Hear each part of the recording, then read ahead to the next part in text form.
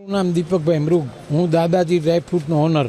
ડ્રાયફ્રૂટના વેપારમાં હું 4th generation તરીકે અત્યારે દાદાજી ડ્રાયફ્રૂટમાં કામ કરું છું. ઈરાન ઈરાકના યુદ્ધના હિસાબે આપણે ઇન્ડિયામાં અત્યારે જે મારે 3 દિવસ પહેલાં આપણા ઈરાની વેપારી સાથે વાત થયા મુજબ આપને રિપોર્ટ આપું છું.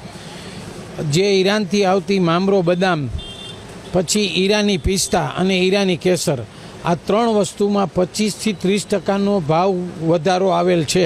કારણ કે ઈરાન, ઈરાક અને અમેરિકાના જે યુદ્ધ છે એના હિસાબે, અને બીજા માલો આપણે દુબઈથી પણ આવે છે. જે ખાડી દેશના પ્રોબ્લેમ અત્યારે ચાલી રહ્યા છે, તો ખાડી દેશમાં આપણે એક્સપોર્ટ માટે ને ઇમ્પોર્ટ માટે જે તકલીફ થાય છે, અત્યારે આપણા ઘણા કન્ટેનરો દુબઈ જવાના જે માલો છે એ પોર્ટ ઉપર, કંડલા પોર્ટ ઉપર સ્ટોપ થઈ ગઈ છે. ઘણી શિપો અને ઘણી બહારથી આવેલી શિપો પણ સ્ટોપ થઈ ગઈ છે.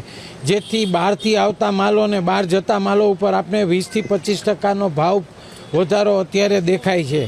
હવે માણસો એ ડ્રાયફ્રૂટમાં જેમ કે મામરો બદામ છે, પિસ્તા ઈરાની છે અને કેસર છે, એ સિવાય અંજીર, ઈરાની બ્લેક દ્રાક્ષ આવે છે, ઈરાનની અફઘાનની કિસમિસ ને અફઘાનના અંજીરો, જેમાં 25થી 30% ભાવ ફેર વધારો થઈ ગયો છે.